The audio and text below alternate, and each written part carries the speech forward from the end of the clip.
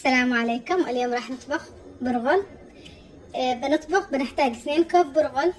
الكوب البرغل نحتاج 1.5 كوب ماء. بنجهز 3 أكواب ماء، بيبر، بصل، وصلصة. بنعمل 2 ملعقة صلصة والسيزون. بنجهز الزيت، نحمي لحد ما يبدأ البصل يذبل ويحمر شوية. نعمل الثومة.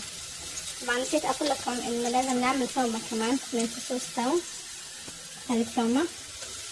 بعد ما البصل يذبل ويصفر نعمل كمان فصين ثوم. أنا نسيت ما أقول لكم إنه نعمل فصين ثوم. بعدين نعمل الصلصة، 2 ملعقة صلصة. نحرك الصلصة عشان تروح الحموضة ونضع. الآن نضيف البرغل. نحرك البرغل عشان نتأكد ان كل الصلصة والهذا تغلف البرغل بها. الآن نضيف الماء الساخن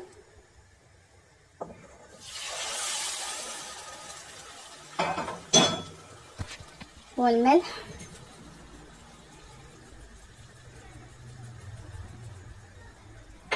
والفلفل. نعمل شوية فلفل وكمون.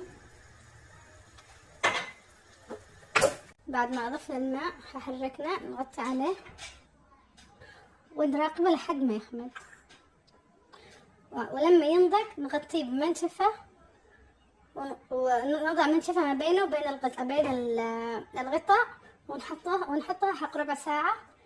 هذا يساعد إن البرغل يبقى نثري ما يبقى متلاصق. وشكرا جزيلا على المتابعة. بليز شير وسبسكرايب.